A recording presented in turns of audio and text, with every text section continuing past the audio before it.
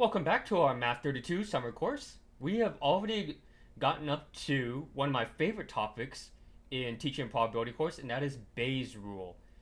It's, a, at least at this level, an advanced topic, and what I like about it is that it brings in a lot of ideas.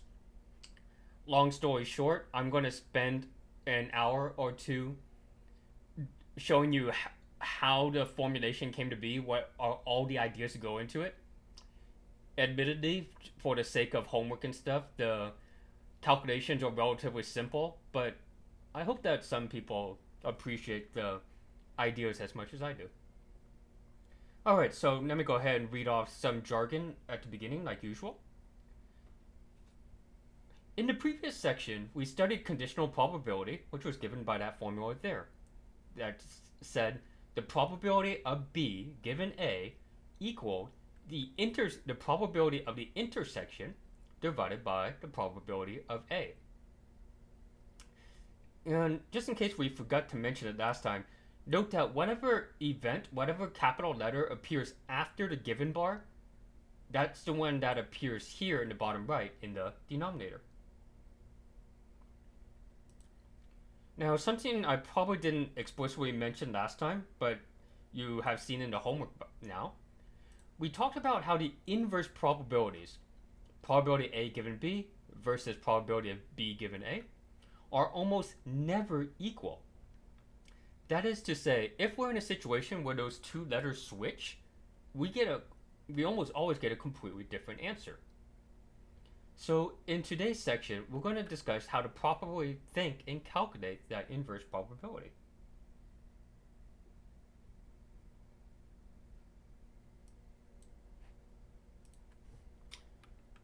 And you'll hear me apologize for this pretty much every single day. Got a lot of jargon to cover. Let's go ahead and get that first.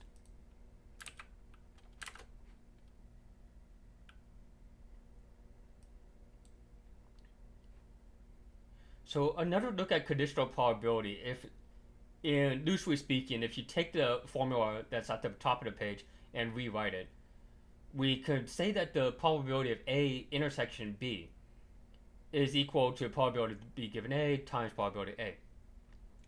This is read as the probability of the intersection A and B is the probability of event B conditioned on event A.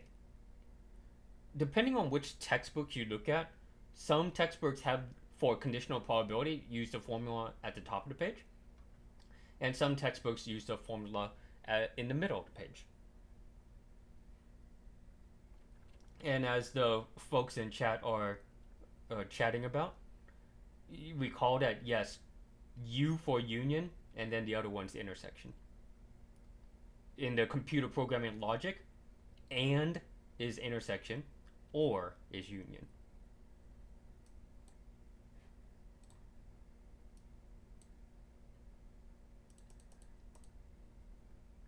Now, these notes have been uploaded to our CAT courses page, so just so you're aware that these notes are there. There are some more notes on this first page, but we'll go through the examples and we'll encounter them soon.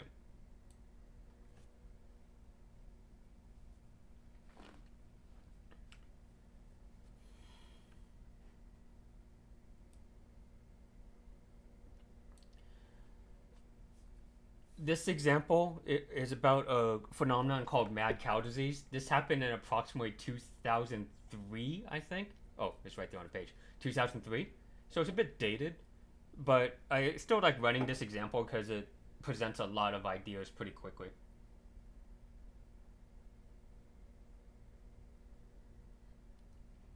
Reading off the example. A Dutch cow is tested for, and I apologize in advance, I completely forgot the technical term here, for BSE. Let capital B be the event that the cow actually has the disease, and let capital T be the event that the test returns positive. We are given that P of T given B equals 0.7 and P of T given B complement equals 0.1. Furthermore, in 2003, it was estimated that P of B equals 1.3 times 10 to the negative 5. In other words, a very small number. we're going to calculate P of B given T.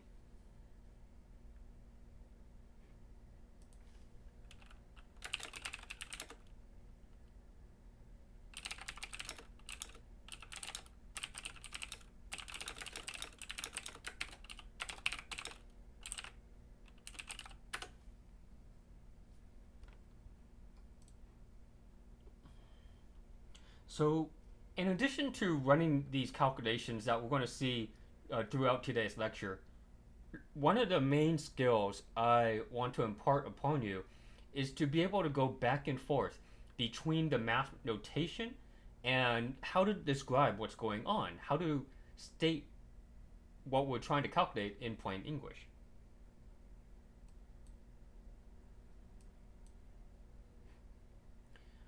So let me keep these numbers on the screen. And one of the skills that, say, for example, will come up in the homework is I'm going to ask you to be able to translate these sentences back and forth. So, for example, the first bit of notation, probability T given B equals 0.7. In the words, in context, that is saying the probability that the test returns positive given that the cow actually has the disease is 70%. So note that capital T refers to these words here. The given bar, the vertical bar, refers to this word here, our signal word given. Capital B refers to this phrase here.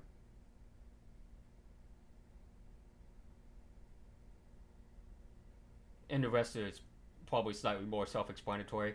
Capital P for probability is at the equal sign, and then the number on the other side of the equal sign.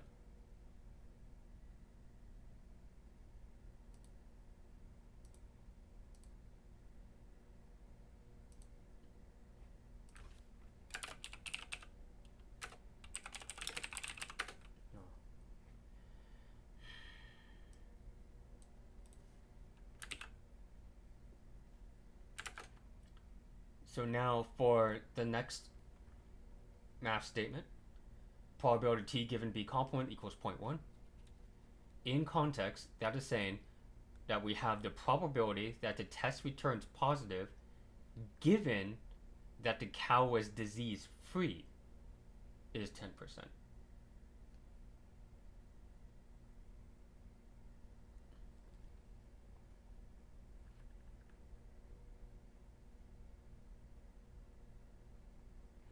So notice where the arrangements of words are.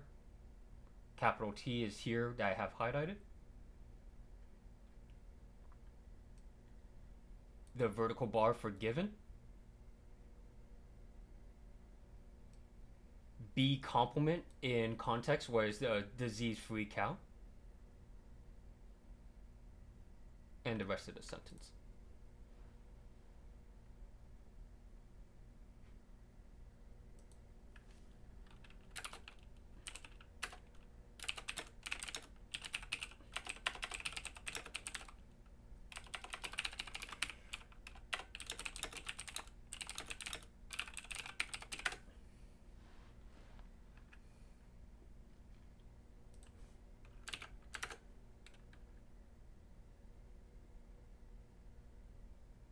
And then finally, as you might suspect, the bit of math notation that looks less complicated should be less complicated. Probability of B was that very small number given in scientific notation. It's just saying, in general, if we had a sense of all the cows in Denmark, the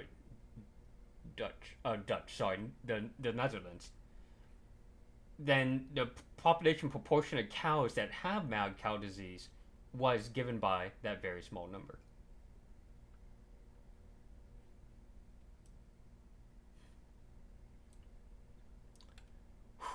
I hope my European friends don't find out about that blunder I did just now.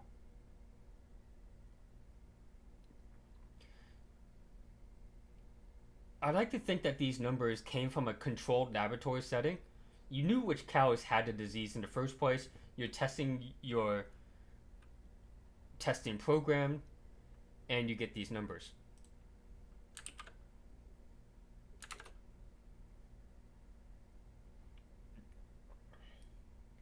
The issue is that in reality, we want the opposite order. If we already know that the test came back positive, what's the probability that the cow actually has mad cow disease?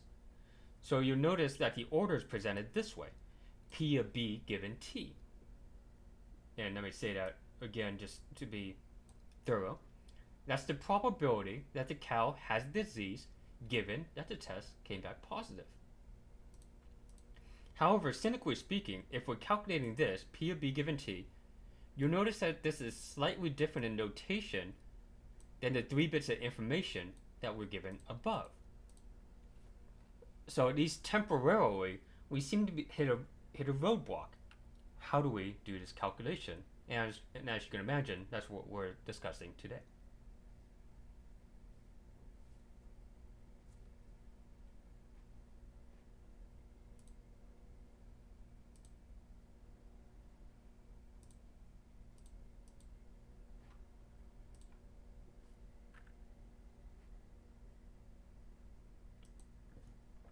And just so I have this hint somewhere in the notes, when the events switch order, loosely speaking, when the letters switch in conditional probability, that's going to be our hint that we're probably going to be using Bayes' rule.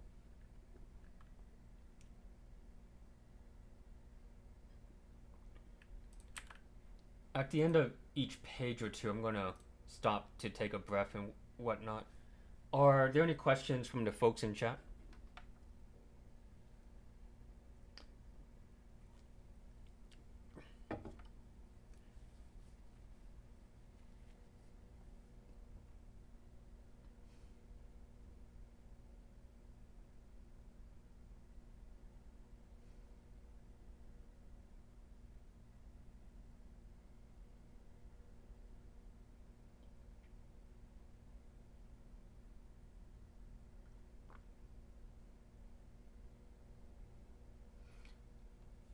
The question in chat is, do we want the answers to be boxed? Yes, if you don't mind, please box the answers. Just make it clear for us, especially if for some reason you have gosh awful handwriting. Another question in chat. Yes, this awkward notation here, B complement, is in some sense the opposite of B.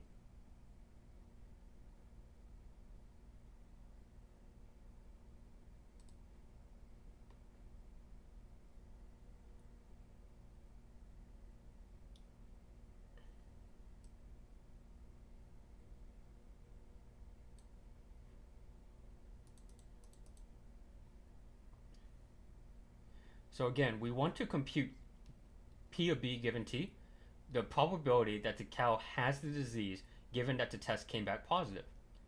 At the moment, at least how I'm been presenting Math 32, at the moment, we first considered applying the conditional probability formula. The intersection in the top right, or in the numerator, and this seemingly simple probability in the bottom right, in this denominator. However, once again, by the phrasing of the task, these amounts, these quantities, are not easy to fill in at the moment.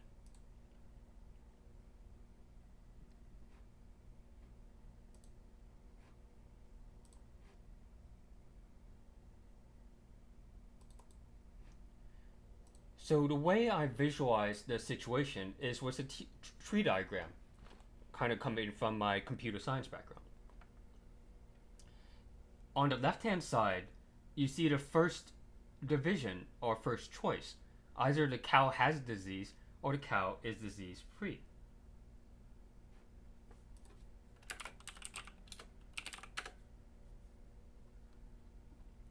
And then on the second half, on the right-hand side of the graph, you see that each of those branches then split off into two choices, whether or not the test returns positive or negative.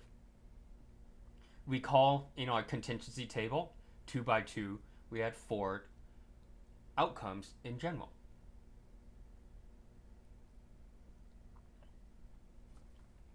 Now, I don't have all the notation on the screen right now, but recall what the capital letters mean.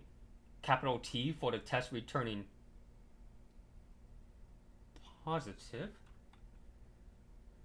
I have a typo here. Give me a minute.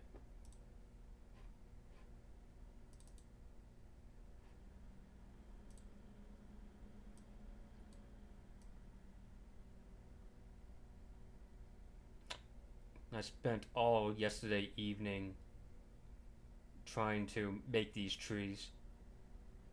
Suffice to say, they it's pretty much just brute force.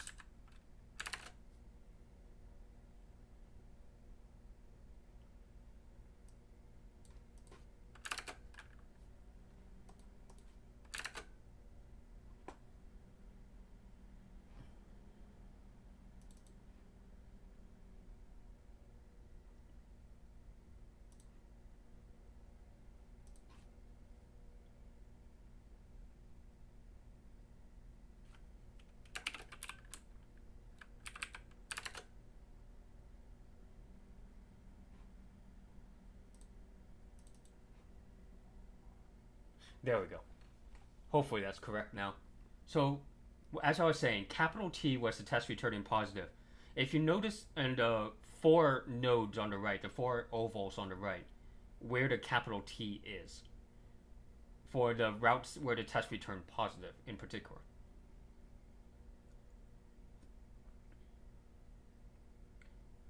And then you could see when the test returns negative, that corresponds to the notation T complement. Furthermore, you'll notice the conditioning, what happens after the vertical bars. For the top route where with the diseased cows, on the top right, that's conditioned given B. And then the second node on the right, that's also given B. On the bottom half of the graph, observe for the disease-free cows, after the vertical bars, we have given B complement in the bottom right nodes as well.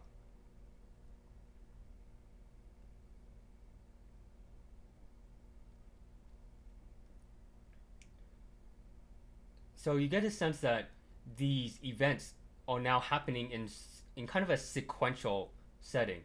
First, whether or not the cow has the disease, and then secondly, whether or not the test returns positive or negative on top of that. Now, welcome any more questions from the folks in chat at the moment.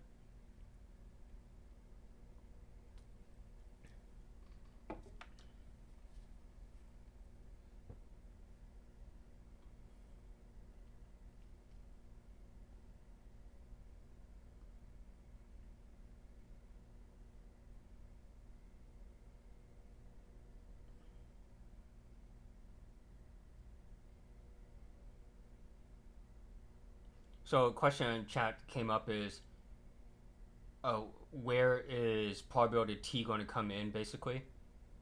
We're going to use this diagram and eventually extract that information.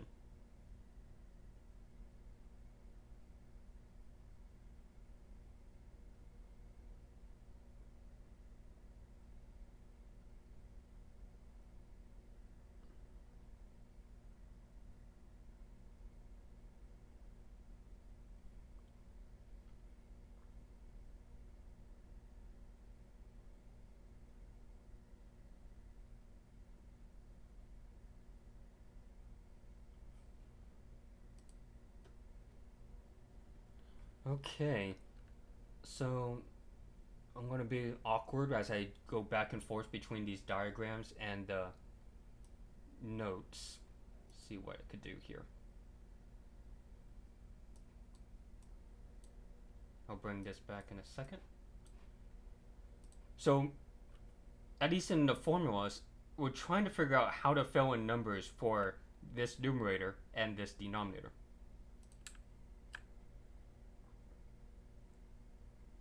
before I forget, just a quick review of what a complement was.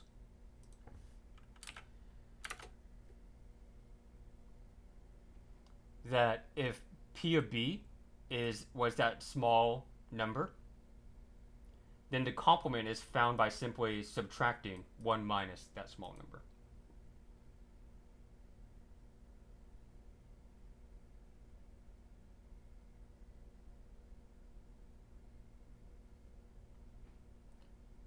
I'm going to be a bit awkward and try to do this in the sketchpad again. As a side note, I did try out Microsoft OneNote. It just didn't have like the one feature I wanted.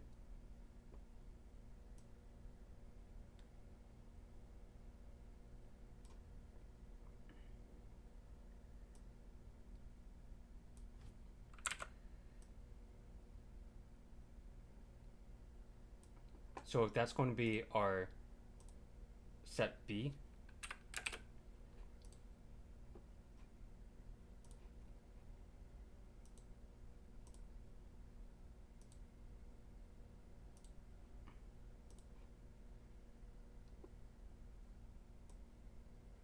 and that has some probability, somewhere between 0 and 100%.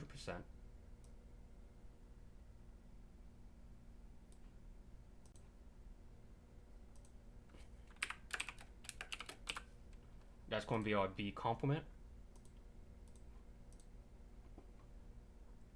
So it quickly becomes apparent that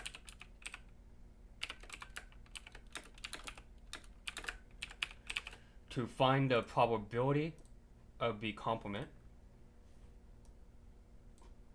you simply take 100% minus the probability.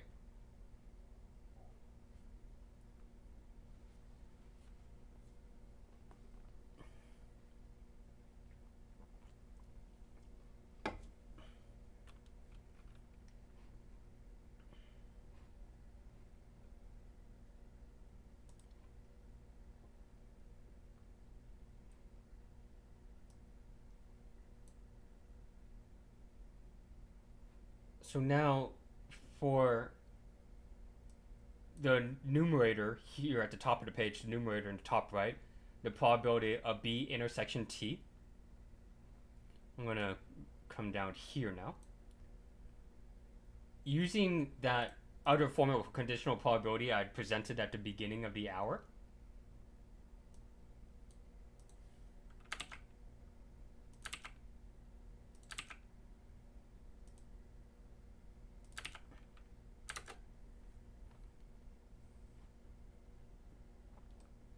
we're going to be able to fill in these quantities that were given in the task in the word problem.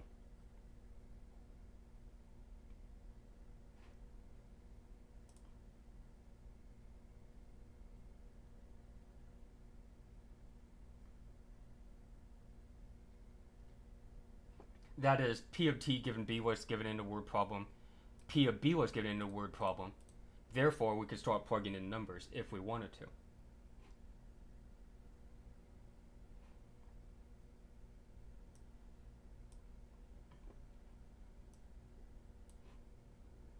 And trying to be the awesome teacher, I spent the time trying to color code what's going on. So this intersection, when we have both the cow having the disease and the test returning positive, recall either from the contingency table or in the tree diagram you see at the right side of your screen, only one out of the 4 paths achieves that description. And in my tree diagram, that's the path on top, highlighted by the blue edges.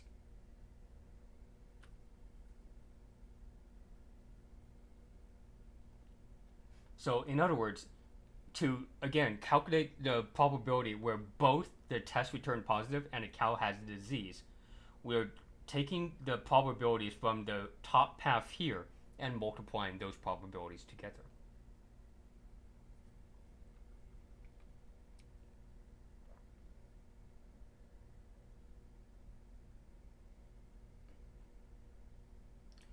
Next, in the conditional probability formula,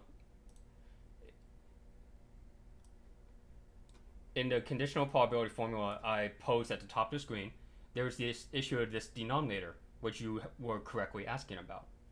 How do we get a sense of the probability of the test returning positive in just some general sense throughout all this testing for mad cow disease? Well, what happens is that in our tree diagram, and I gotta debug this one too. Hold up.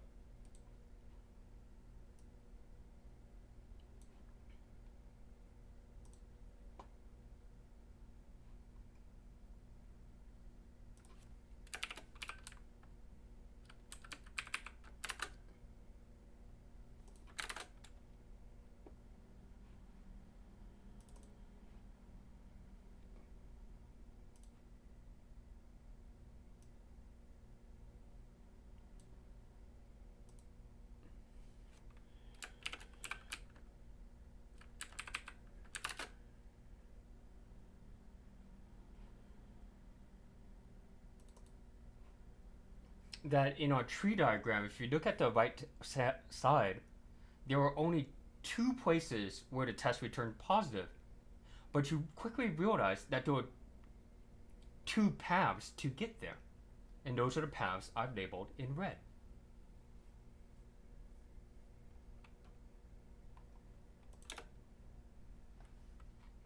And you're correct. The folks in chat are correct, because we have to worry about the possibility that some of the cows were disease free. I'll bring the image back on the screen in just a second.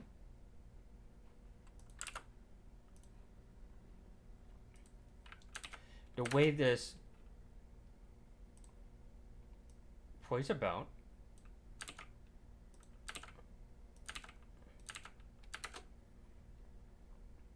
is that we sum across both paths, like so.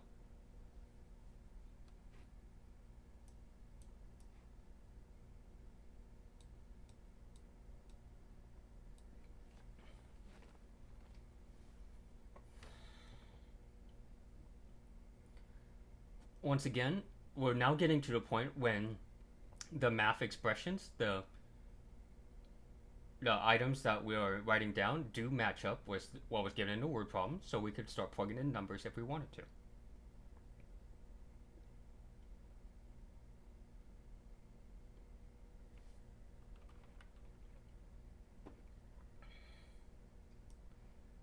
And thus, in my color coding,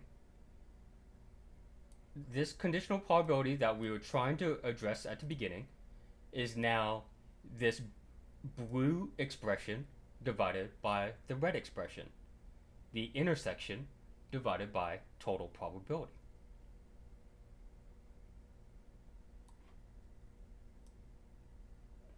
So when we put the results together, we finally get Bayes' rule,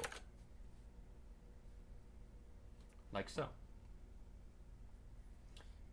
I tell my students that Bayes' rule may at first look like an intimidating looking formula, but if you understand what's going on, like with these tree diagrams here, it's actually pretty straightforward.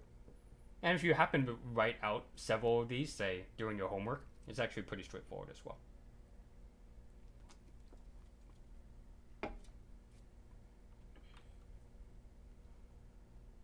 Are there any questions from the folks in chat?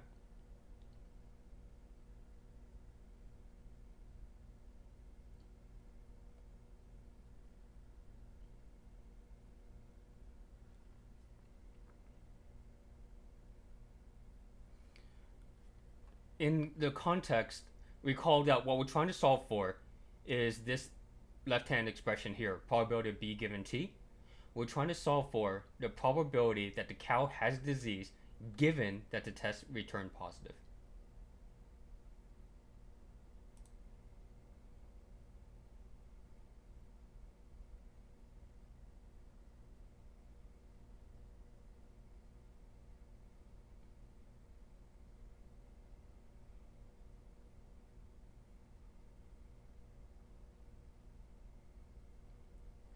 Yes, Bayes' rule is that entire formula, and also uh, to address another question that came up in chat, there are different notations and whatnot.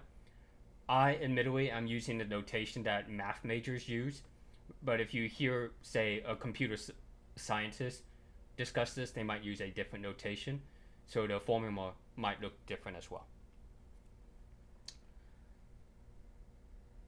Let's see if I could put everything on screen now.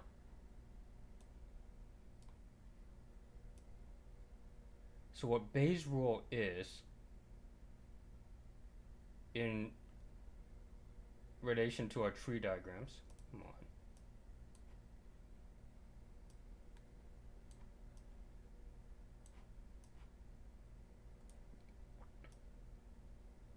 Is in the arithmetic, it's the blue path that I have on the top right of your screen divided by the sum of the red paths that I have at the bottom of your screen.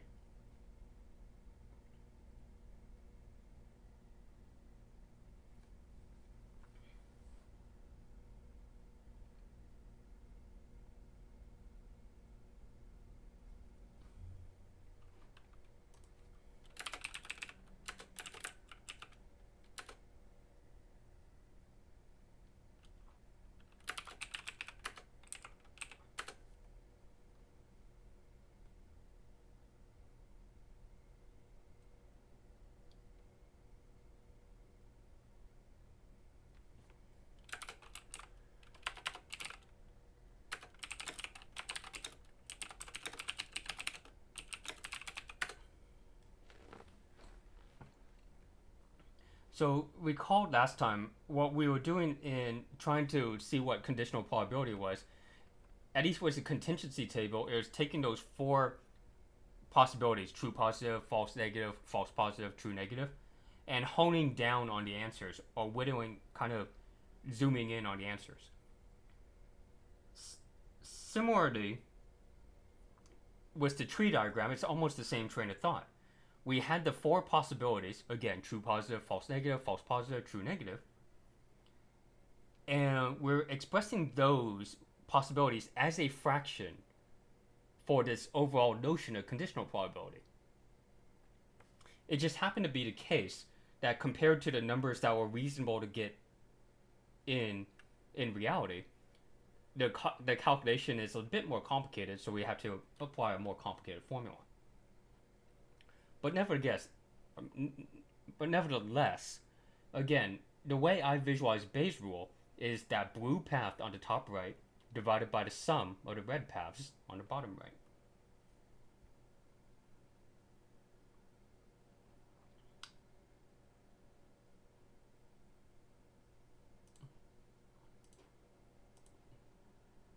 Let me now get the text bigger for people. Alright, so that, in a 30-minute nutshell, is the derivation of the Bayes' rule formula.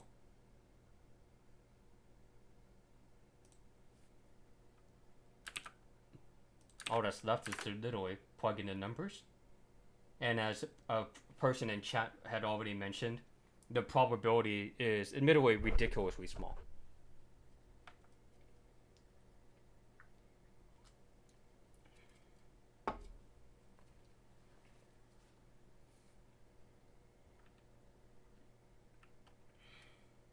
Let me type up the or show you the concluding sentence here, so this will be expressed in words. The probability that the cow has the disease, given that the test came back positive, is actually still a very small number. Admittedly, in this formulation, the probability, the issue is that so few cows, a very small number of cows had the disease.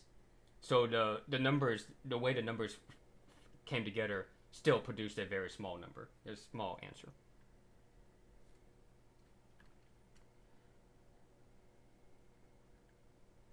So then you kind of just think broadly, how does this affect you in a medical sense? If a doctor said you had a disease and you're like, hey, wait a second, I took Math 32. I know that the probability of this could be pretty small. What do I do? And then, as you can imagine, the adage is, well, you get a second opinion. The probability that you would suffer two false positives is much smaller.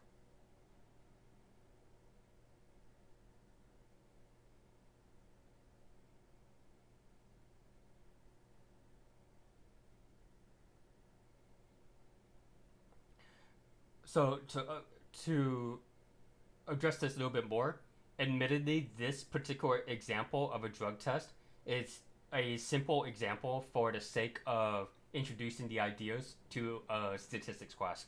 It's not necessarily what happens in real life, right? Since this example was published back in 2003, I'm pretty sure that the medical labs have and had already better technology available to them.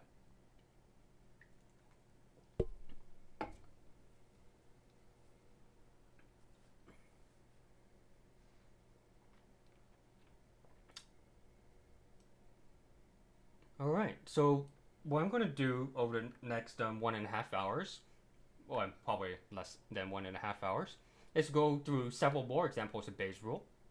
But I assure you, dear students, that these examples and these problems do not normally take half an hour.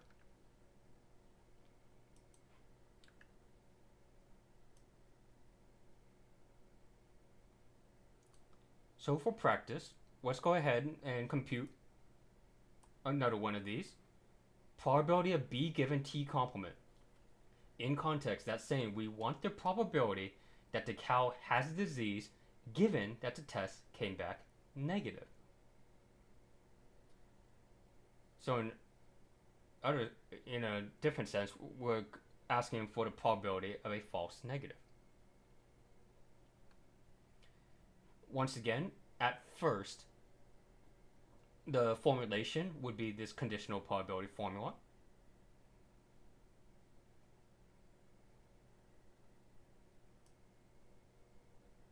But the word problem at the beginning, once again, only gave us these numbers up here.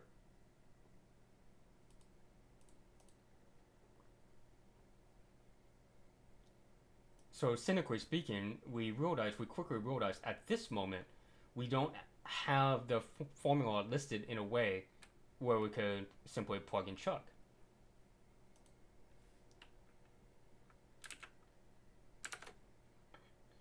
So using the ideas from before, once again, the numerator turned out to be an intersection of paths along the way.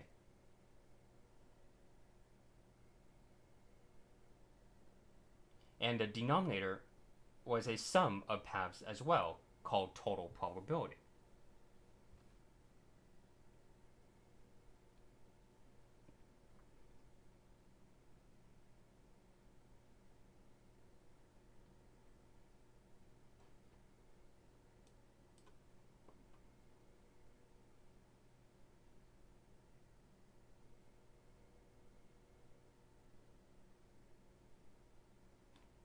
So let me once again show you the diagrams. I have a hunch I'm going to have to debug these again.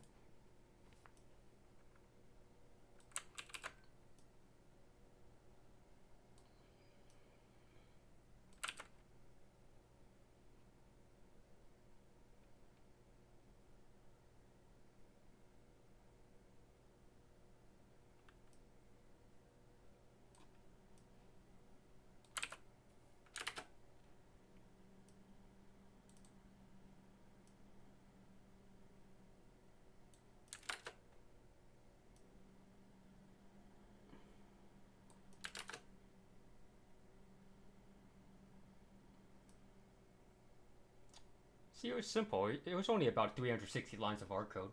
Not that bad. That numerator was given by this here. We were asking for the intersection of the cow having the disease and the test returning negative. So we realized that the path was this one here given by, or highlighted by the blue edges.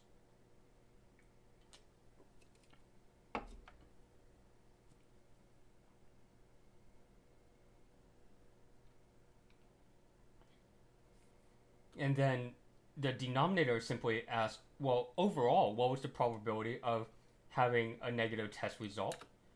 You quickly realize that there were two paths to get to a negative test result, here highlighted by the red edges.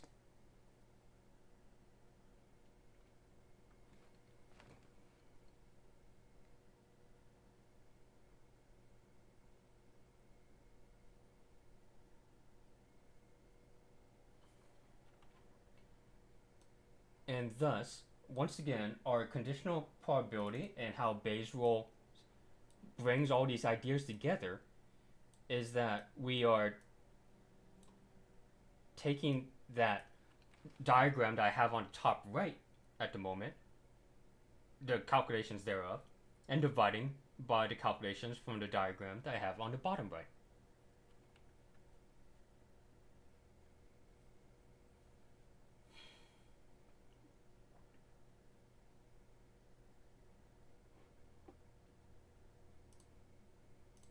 Now, there's another hiccup or hurdle here. At the very beginning, you would have noticed that the notation or the numbers that were given were for these quantities, P of T given B, P of T given B complement.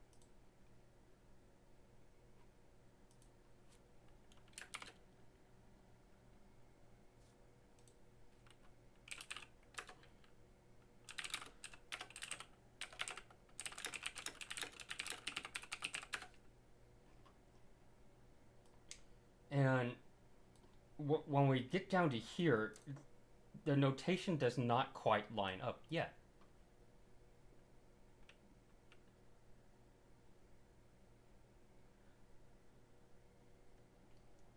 I had earlier noted that for complements, remember, for say P of B, for P of B complement, it was a simple matter of simply taking 1 minus something that we had before.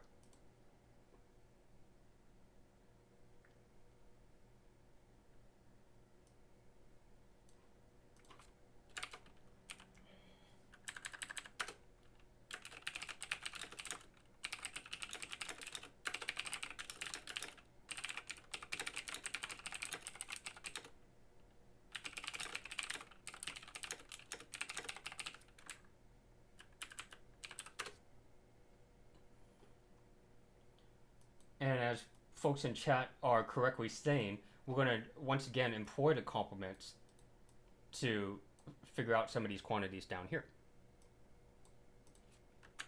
It's going to, the notation is going to look a bit busy, but it's just more parentheses and square brackets.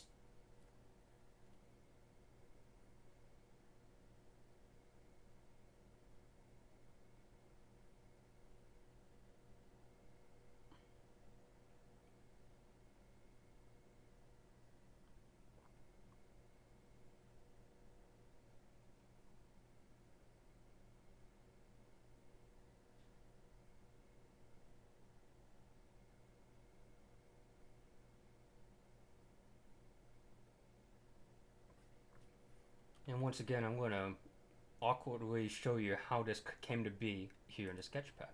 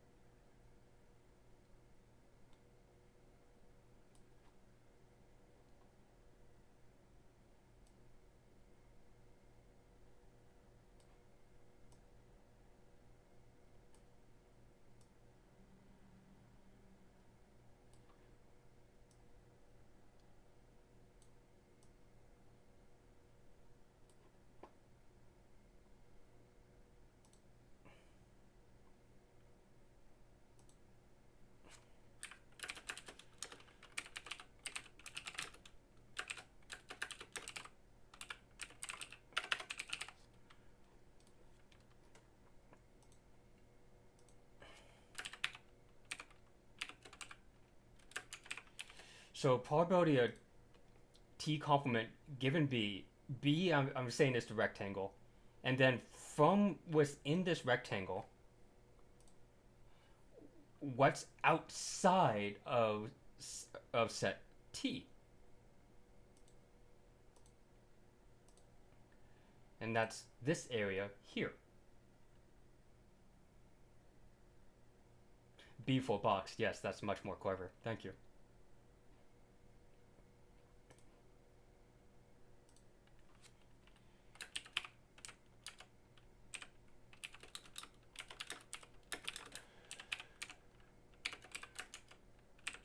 So what I'm arguing is that if we need to switch the complement on the side before the given bar, fortunately it is just a simple matter of 1 minus what we had before. What happens is that we already restricted ourselves to what's inside the rectangle, but now asking what is actually inside the triangle is that region there. It's literally the rest of the 100% of the rectangle.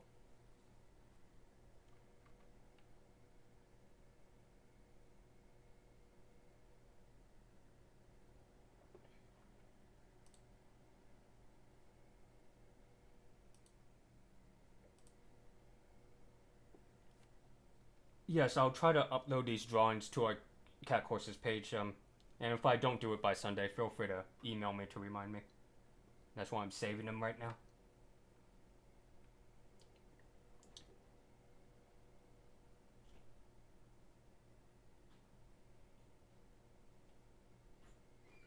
So the question in chat is, why don't these two quantities necessarily add up to 100%? It's because we had already restricted ourselves down to event B. In this setting, we had already restricted ourselves down to the purple rectangle, which is not 100% of the larger rectangle.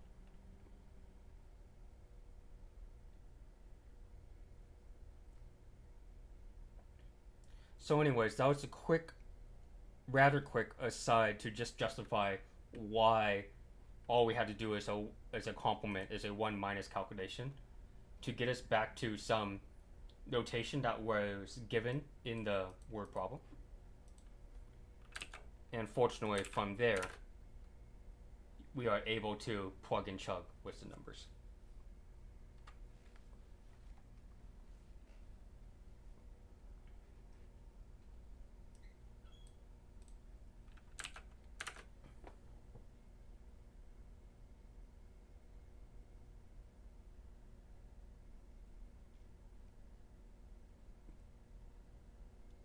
So I'll try to explain that stuff with the purple rectangles again in just a second, but let me leave this on the screen for a minute for people to digest.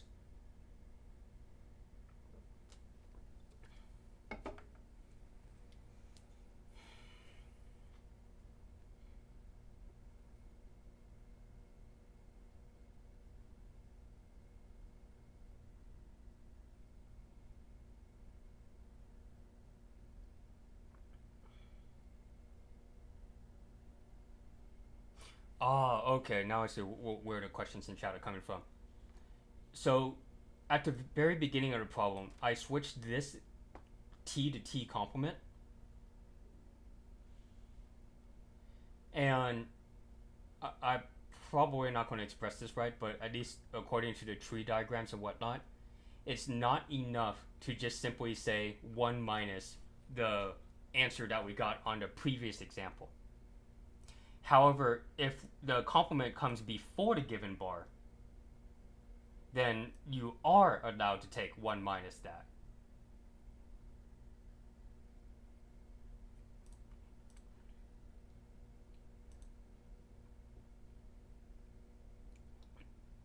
To try to explain this part again, I was trying to state that when we now have this complexity of conditional probabilities, that is the word given, here I said that we were focused on the purple rectangle.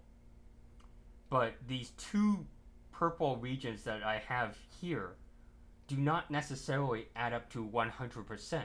They're not expressing the entire large rectangle, the entire universal set. but nevertheless, at least just for the purple rectangle itself, these two regions do add up to that purple rectangle, that 100%.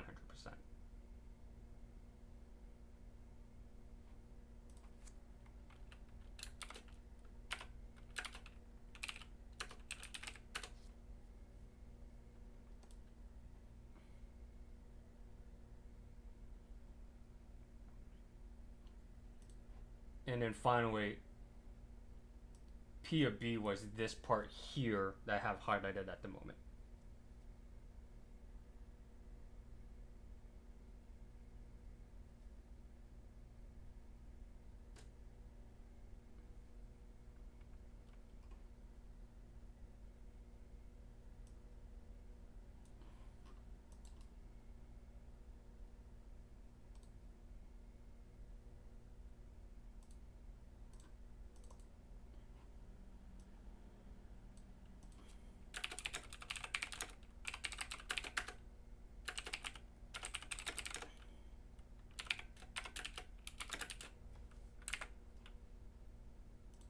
So let's go ahead and take a break here, and we'll be back in about 10 minutes.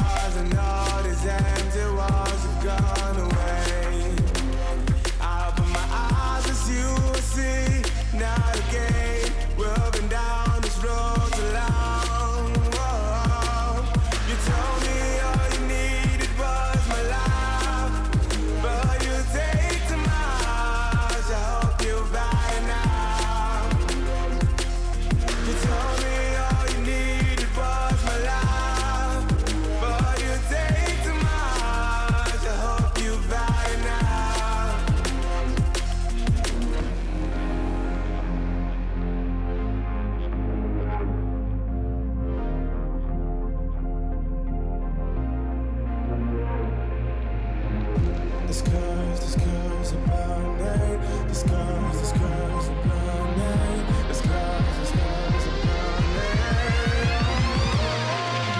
Take me from the start. I should run, but I don't. Wait till where to go.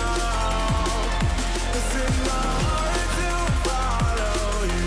Rain down on my feelings, all is burn. Way too long, way too now. Whoa,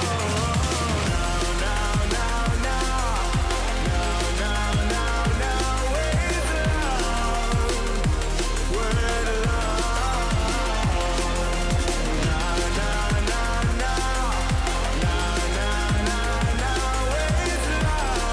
too long, way too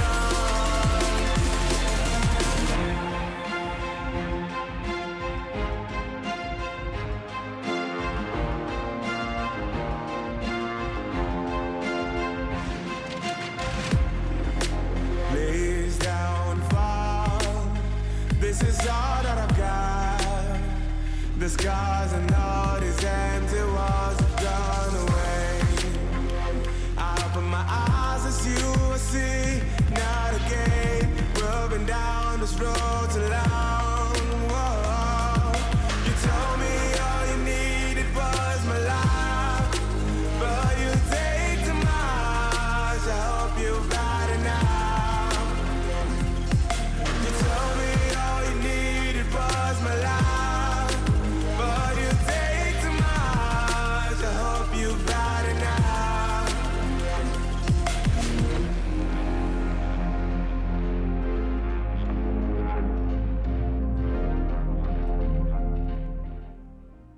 Just a heads up, we'll be starting up again in about 2 minutes.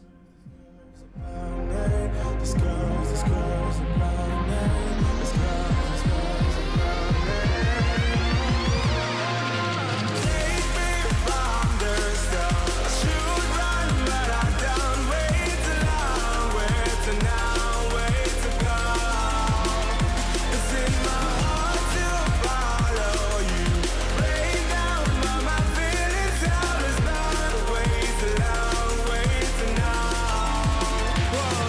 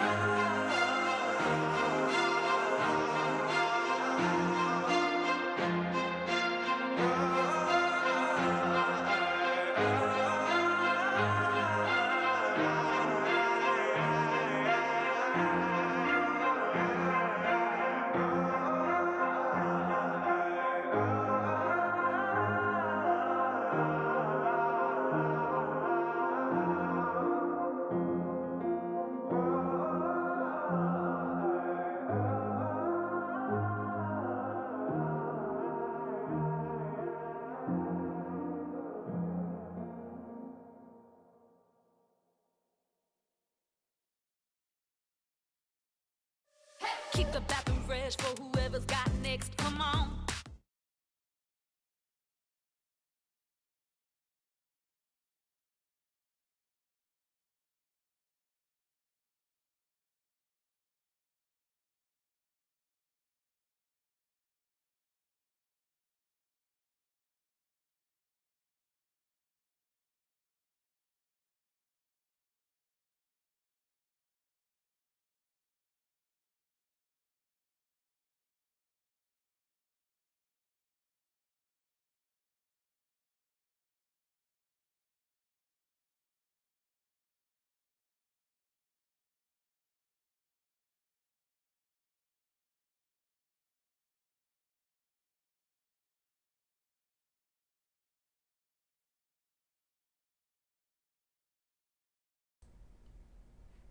Alright, so let's go ahead and get rolling again.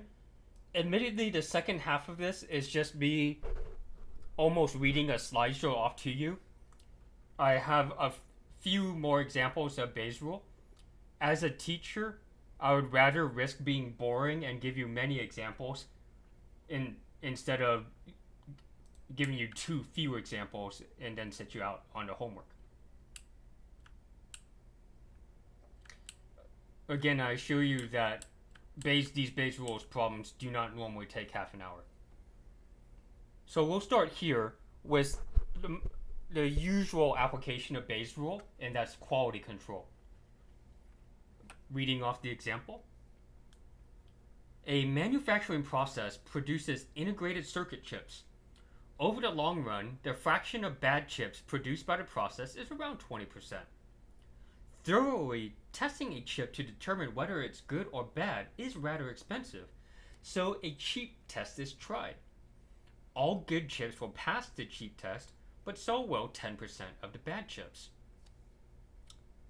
Given that a chip passes the test, what is the probability that the chip was defective? That is, the company, the firm, is deciding on how much quality control they want, because that process itself can be expensive. But then on the back end, if you sell people bad computer chips and they come back and complain, that could be expensive as well. So as you can imagine, there's some sort of balance that is achieved in real life.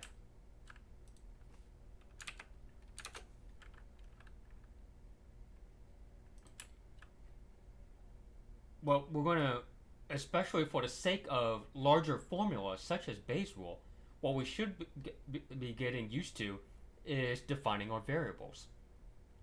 We're going to let B, capital B, be the event of a bad computer chip, and let capital T be the event that the computer chip passes the quality control test. Analogously, it's the same letters that I just had in the mad cow disease example. And admittedly, when I ask these questions, just so that the math is clear, I usually have this flaw where almost all my paragraphs have the same structure. It makes it ridiculously easy to translate. So this second sentence here, the fraction of bad chips produced by the process is around 20%. In our capital B and capital T notation, that's this statement here, P of B is equal to 0.2. All good chips will pass the cheap test. So that's this probability here, the second one. The probability of passing the test given a good computer chip is 100%. And then finally, the last phrase, 10% of the bad chips will pass the test. So, given a bad computer chip, the probability of passing the test is 10%.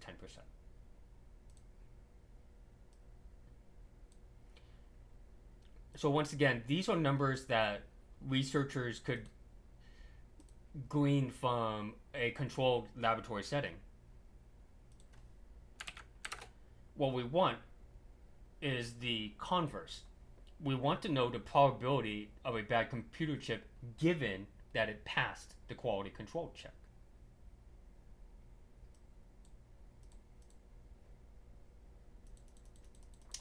Now, most of the skills I am really asking you, the student, to be able to do is to break down the word problem into these math statements. And then, for various reasons, I'm not asking you to memorize formulas.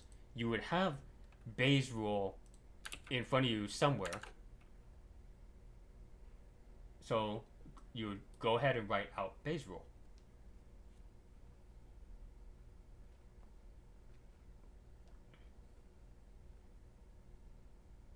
If you were writing this by hand, you probably already noticed one pattern that picks up is whatever capital letter appears after the given bar, that's the next capital letter that appears in the corresponding probability.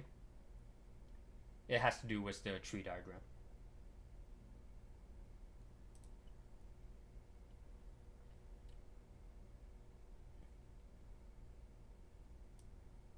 Long story short, because we already did the long story in the past hour, we see that Bayes' rule is able to get us back to a situation where we could plug in the numbers.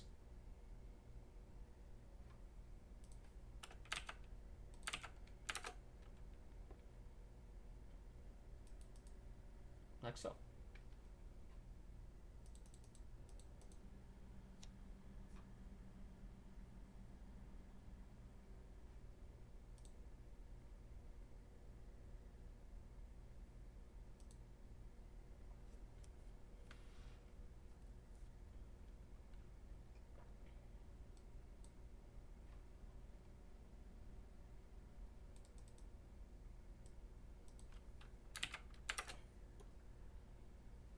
Reading that off in English. With this quality control protocol, about 2.13% of bad computer chips will pass the quality control test.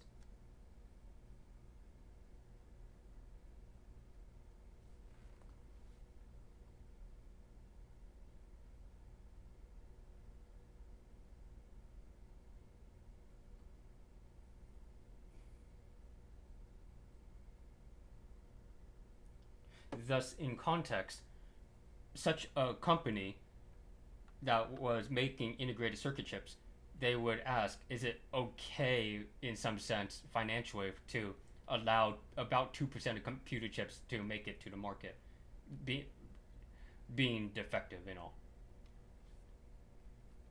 And that's just part of the balance.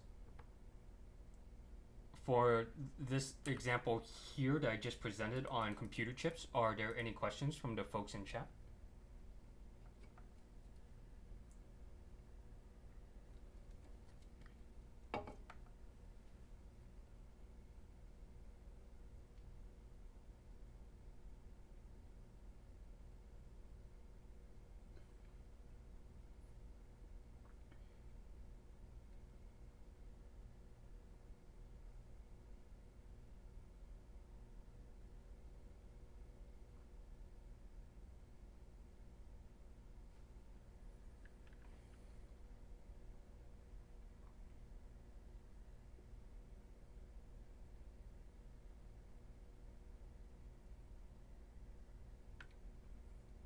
So to rephrase a question that came up in chat, if I have you type in an answer into say, a Shiny app homework, I'm going to want the answer in a decimal format like this, rounded to at least 4 decimal places. But as you know, if we're communicating with someone who has not taken as many math classes as we have, then we could also convert results to a percentage as well.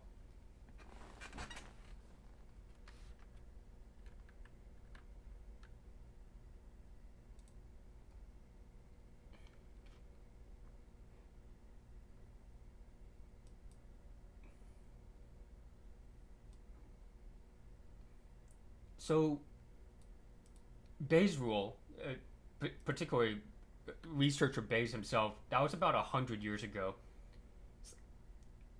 The field of statistics is about 150 years old. Bayes' rule is about 100 years old, so still kind of on the older side, at least in this field. And Bayes' rule was just kind of a neat formula that was used in the background, as you could tell by the previous example, used by people in industry to do their factory quality control.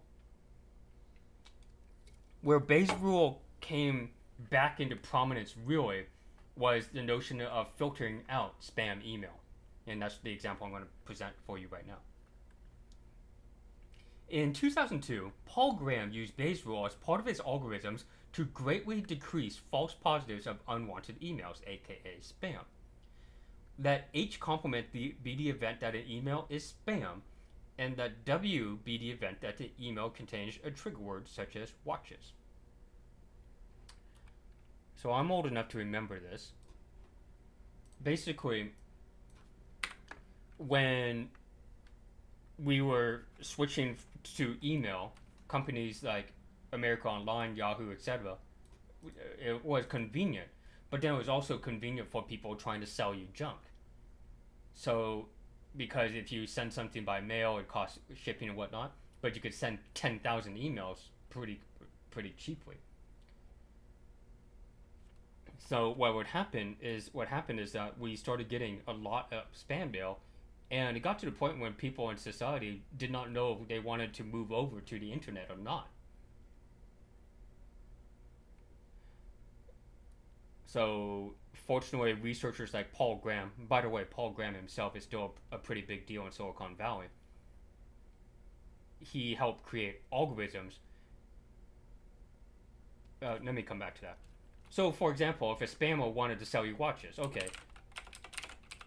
you have an email that contains the word watches. So first you think, oh, I just need a computer program that looks for the word watches and then labels them as spam. Okay, so the spammer gets a little bit clever and says, okay, well, what if I just intentionally misspell the word? Then the computer scientist says, okay, now I have to add on to my filter, say this version of the word watches. I have to filter those out as well. Then the spammer keeps adapting too. And as you could quickly get a sense, it's the so-called cat and mouse chase. And it wasn't efficient enough to have humans try to track all the efforts of the spammers. So computer programs were designed towards machine learning and artificial intelligence to deal with this problem. To try to predict which emails were spam and which emails you actually wanted to read. So Paul Graham was one of the pioneers in this area.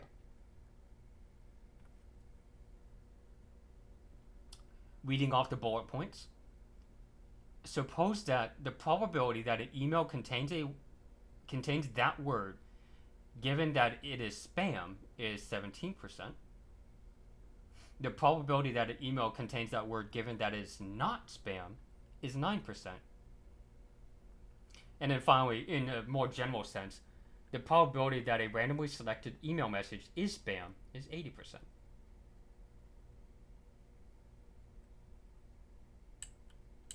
Oh, and I forgot. I put on my watch just so I could show it to you.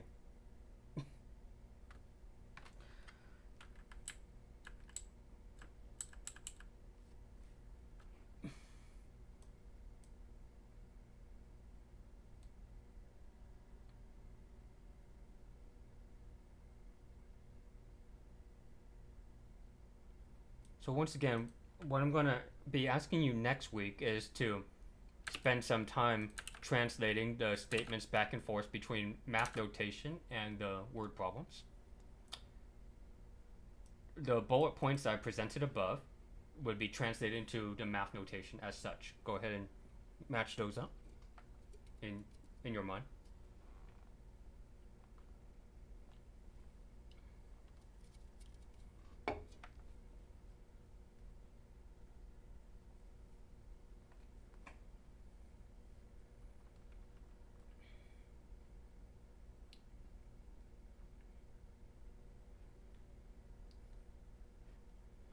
So we want to compute the probability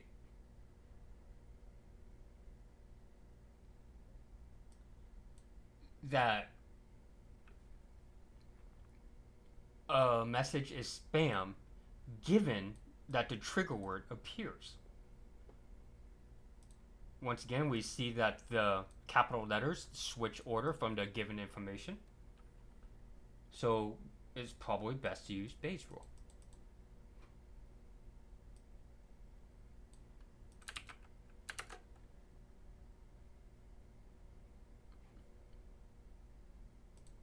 Once you write out a few of these, it's actually not that much of a hassle to write out the formula. Though, to help you understand the material, you probably want to be comfortable using various letters for the probability events. Do not just restrict yourself to capital A and capital B.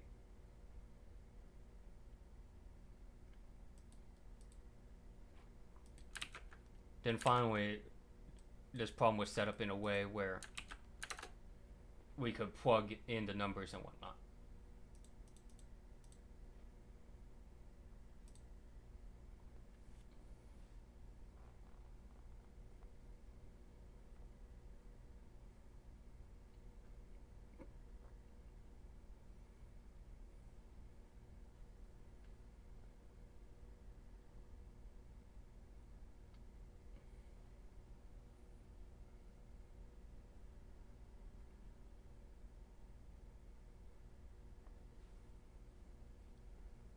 Thus, reading off the answer at the bottom of the screen, the probability that an email message is spam, given that the trigger word appears, is about 88.13%.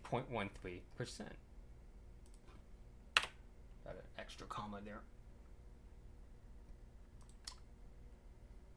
As a side note, you were probably wondering why I used the letter H. In mathematics, I try to stay away from the letter S because it tends to look like the number 5, especially if I was writing something in person. Here, in context, I could switch over to the letter H, was to complement in the opposite sense. In that, in the field of internet security, the opposite of spam is ham. H for ham.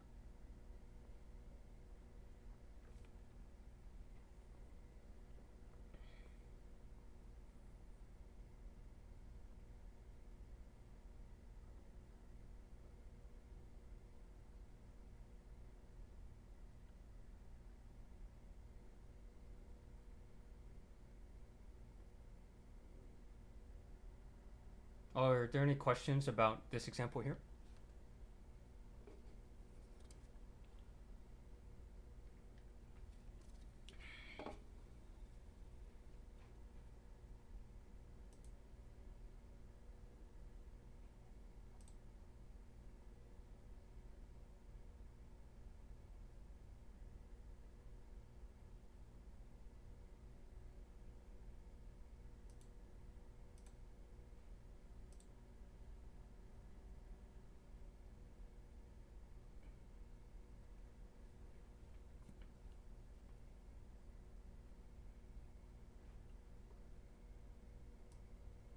Thank you for pointing out my typo at the very end.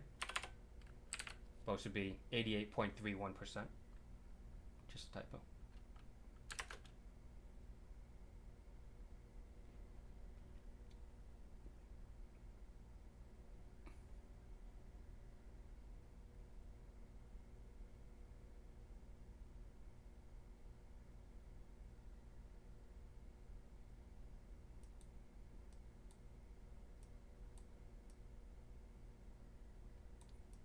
Okay, so now we'll go through a more complicated example.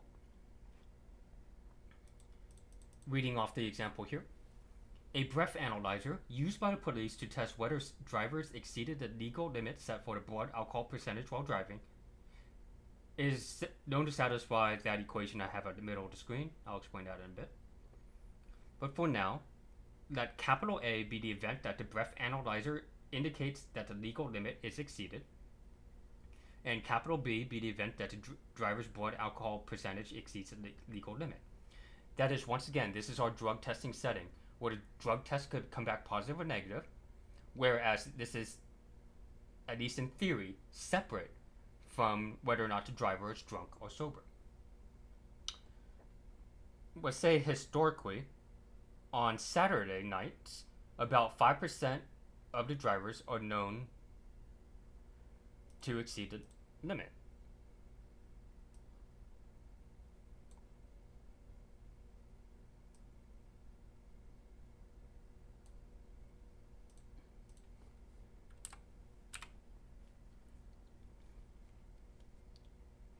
So as you can see, I have a part 1, 2, and 3 here.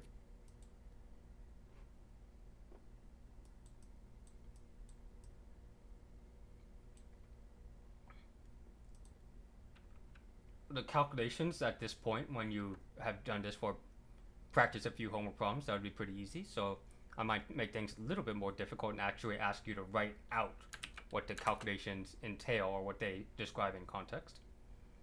So this expression here, probability B complement given A, is the probability that the driver is sober given that the breath analyzer claimed that the driver was drunk. That is the probability of a false positive. That is, if you were just running errands on a Saturday night or whatnot, and you were caught in a DUI checkpoint, you were sober, but the drug test claimed that you were drunk, I imagine you would be kind of pissed. Moreover, because there is a possibility that this can happen, we should probably investigate how probable a false positive can be.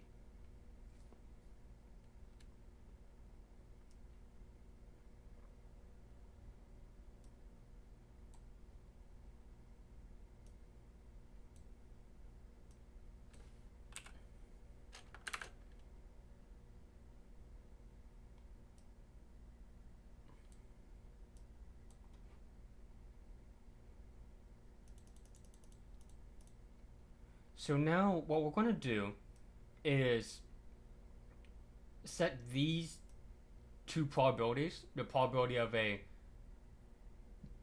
true positive and a probability of true negative. We're going to fix those at 95% for now.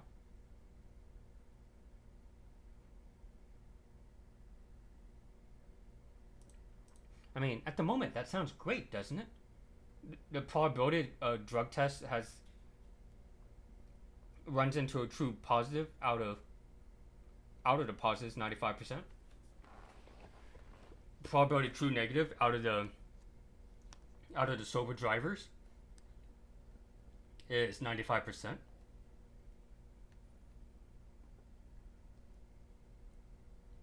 What could possibly go wrong?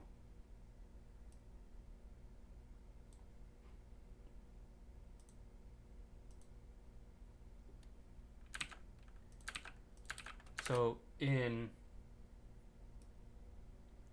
the medical parlance, we're saying that the sensitivity of the test is 95%, and the specificity, I apologize in advance, I'm probably going to butcher the pronunciation of that word. The specificity of the drug test is also 95%. The notion that we know in general that 5% of drivers are drunk drivers is 5%. In math parlance, we call that a prior probability. That is, before the Saturday night in question, we just assumed that 5% of drivers were drunk drivers. So it's a prior probability, a probability we had knowledge of beforehand.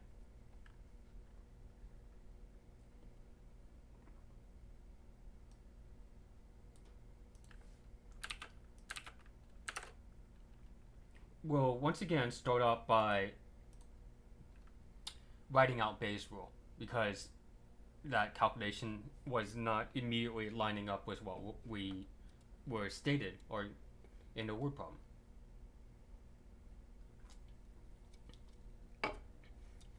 The question in chat about the notes.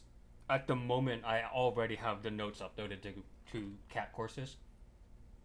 Now have the version with the hopefully all the typos fixed uploaded right after lecture.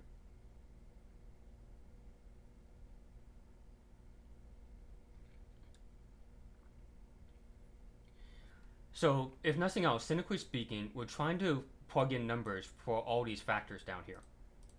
It doesn't quite line up with everything we have. But thankfully, if we accept all that rambling I did in the past hour, fortunately for some of these expressions, all we have to do is take the complements.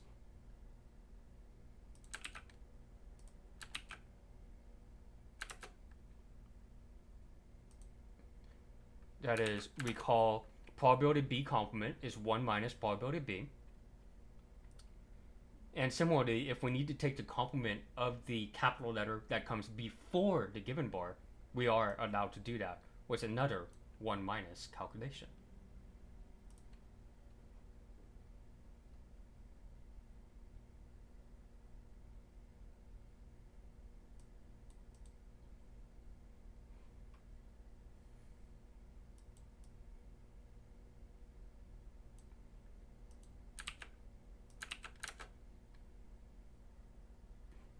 So, admittedly, somewhere along the way, the calculation becomes a bit more complicated.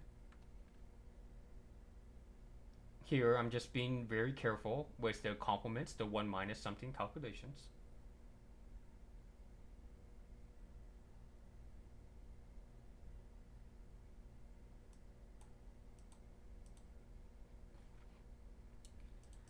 But fortunately, compared to the numbers that were given in the word problem, we could plug and chug these numbers.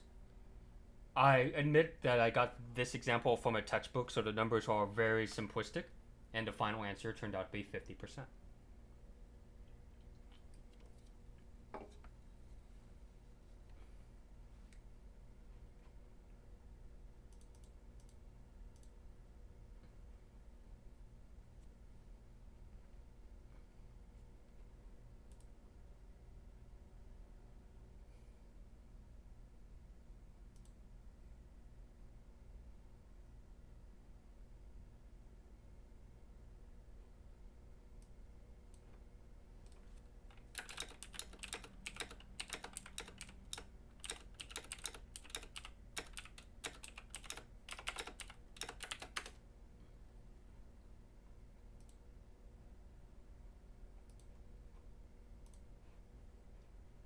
So, but remember what we were trying to do? We were thinking about the validity of a drug test at a DUI checkpoint checking for drunk drivers.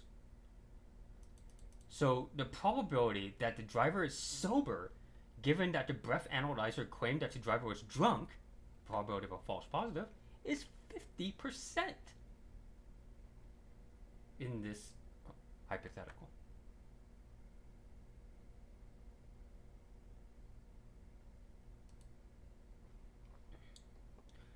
We saw in the previous hour how the numbers could go awry with the drug testing for the mad cow disease. Similarly, here, a relatively small amount of people are actually driving drunk, so the numbers just kind of fall out this way too.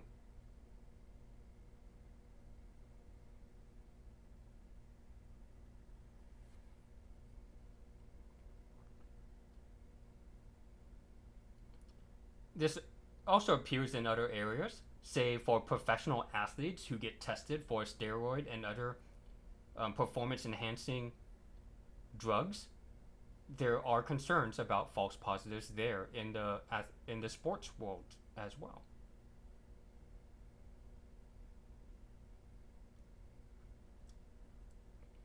So, a slightly sarcastic comment in chat is: imagine being pulled over.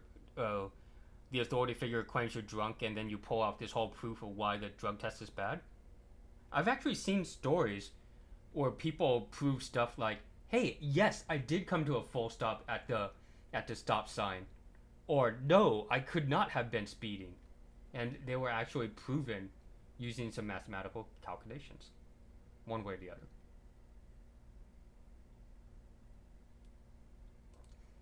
Fortunately, most of the people who are in the chat room right now have probably taken a good amount of physics to be able to do such things.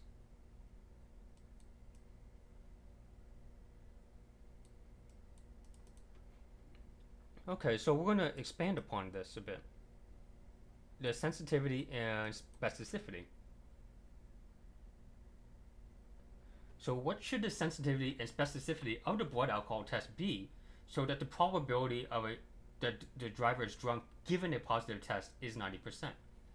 That is the goal to deem that the DUI checkpoint drug test is at least reliable in some sense. Hopefully, for the people that it claims are drunk, the people are actually drunk at least 90% of the time, rather than 50%.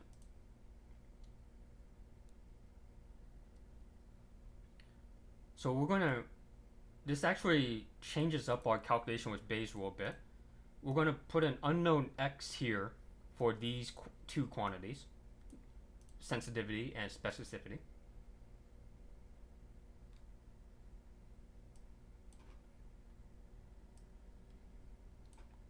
And what that changes in the, well, first, when we start to write out Bayes' rule, once again, we might have to worry about taking some complements to get some of the expressions to line up correctly.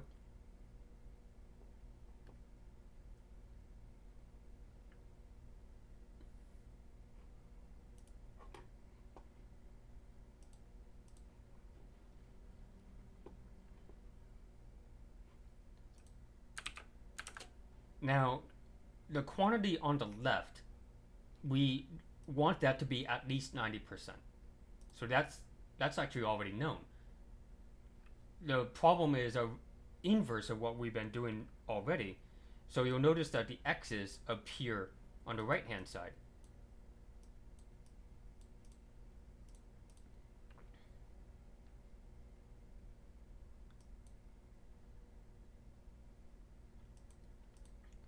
Otherwise, it's a slightly tedious but still easy to solve inequality. When you solve for x, you will see that such a drug test, for such a drug test, the sensitivity and specificity each need to exceed 99.4%. That is, a drug test has to be really accurate so that we, in the public, could deem it reliable for actual use. I'll take a breather here and welcome any questions from the folks in chat.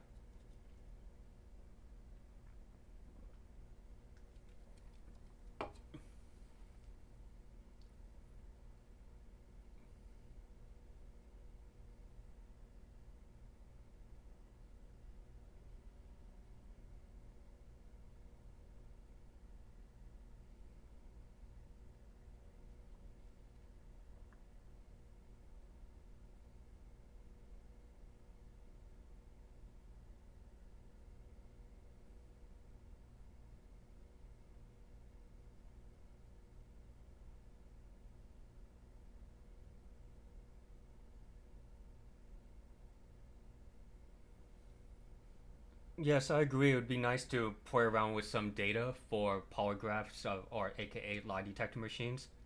But I think legally lie detector machines have not been used in the past, say, 8 years.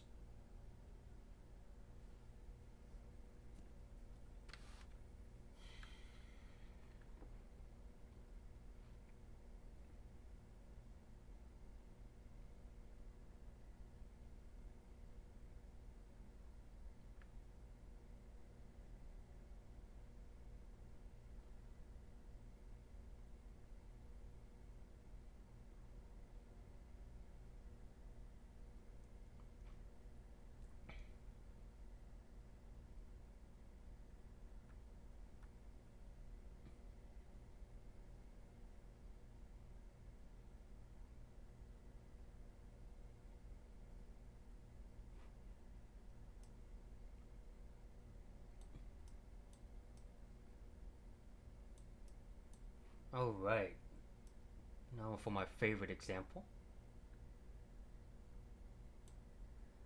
Reading off the example, suppose that at UC Merced there's a 2% chance that a freshman has herpes at the end of the school year.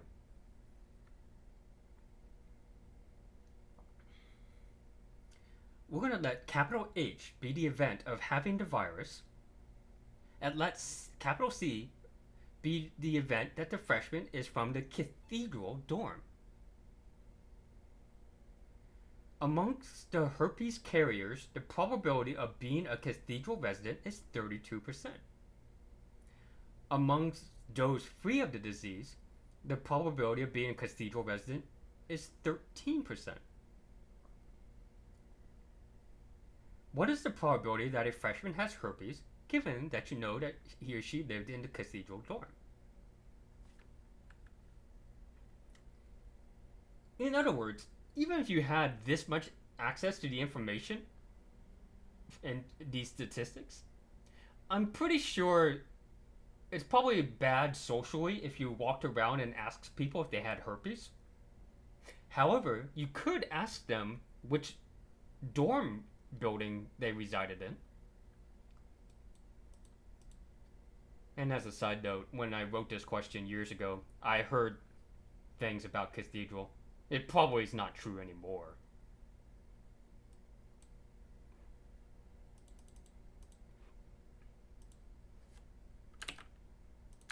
So once again, part of your job would be able to take sentences like that, translate it into the math notation, Got a typo here. That's supposed to be an exponent. There we go.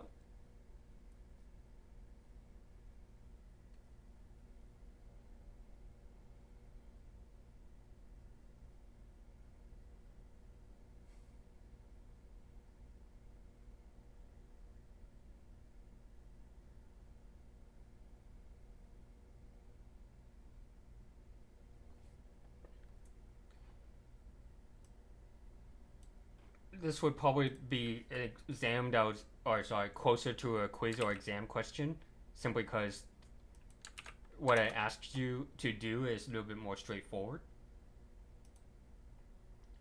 When we apply Bayes' rule, being careful of the positions of all the capital letters, it lines up pretty nicely to the way I phrased the task at hand.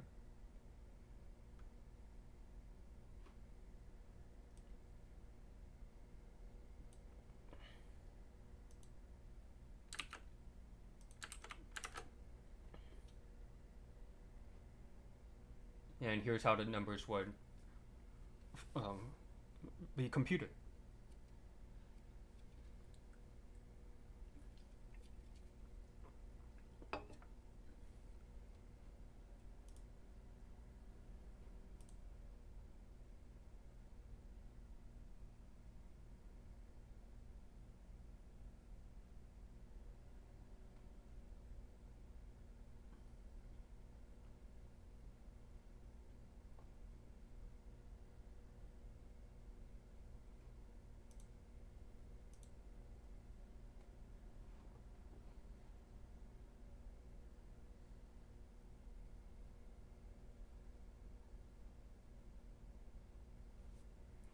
So from start to finish, in English, the probability that a freshman has herpes, given that you know that he or she lived in Cathedral, is about 4.78%.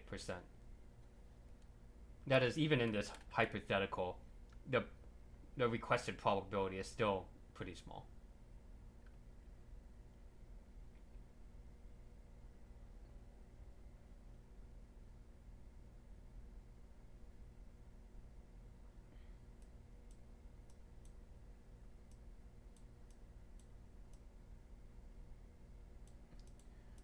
And finally, a note to my students. As you can imagine, I'm going to have you practice on several examples of Bayes' rule in next week's homework assignments. There is one question towards the end that I intentionally left as a slightly challenging situation. You just have to make one or two adjustments. So I just want you to be aware that there is a more complicated version of Bayes' rule, and that's the one on the screen now, for the sake of that homework question.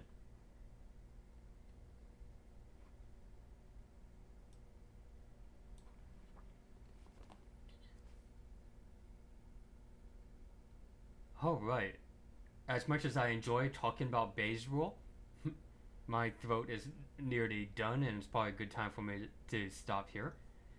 I hope that this awkward lecture has explored some of the ideas and intricacies of Bayes' rule and the notion of something called Bayesian probability in general.